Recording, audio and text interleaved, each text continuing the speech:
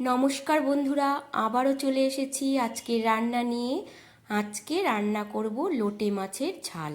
তার জন্য দেখো এখানে মাছগুলো খুব ভালো করে পরিষ্কার করে ধুয়ে রেডি করে নিয়েছি। এবার মাছের মধ্যে দিয়ে দিলাম পরিমাণ মতো নুন হলুদ, আর দিয়ে দিলাম 1 চামচ কাশ্মীরি লঙ্কার গুঁড়ো, দিয়ে খুব ভালো করে মেখে রাখলাম কিছুক্ষণ। এখন ফ্রাই প্যানে সর্ষের তেল গরম করে নিয়েছি। এখানে আমি সর্ষের তেল দিয়ে রান্নাটা করব। তেল খুব ভালো করে গরম করে নিয়ে দুটো পেঁয়াজ কুচি, কয়েকটা গোটা রসুন, আর দিয়ে দিলাম একটা টমেটো কুচি। এবার ভালো করে পেঁয়াজ রসুন টমেটো ভেজে নিয়েছি।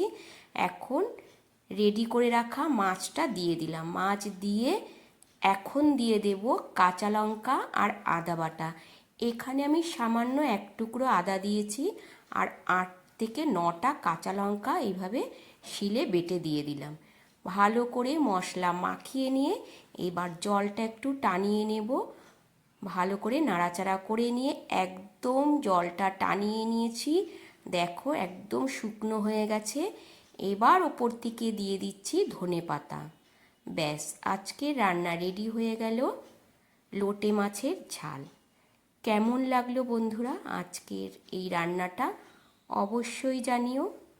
আবারও তোমাদের সাথে দেখা হবে অন্য একটা রান্নার ভিডিওতে। ততক্ষণের জন্য তোমরা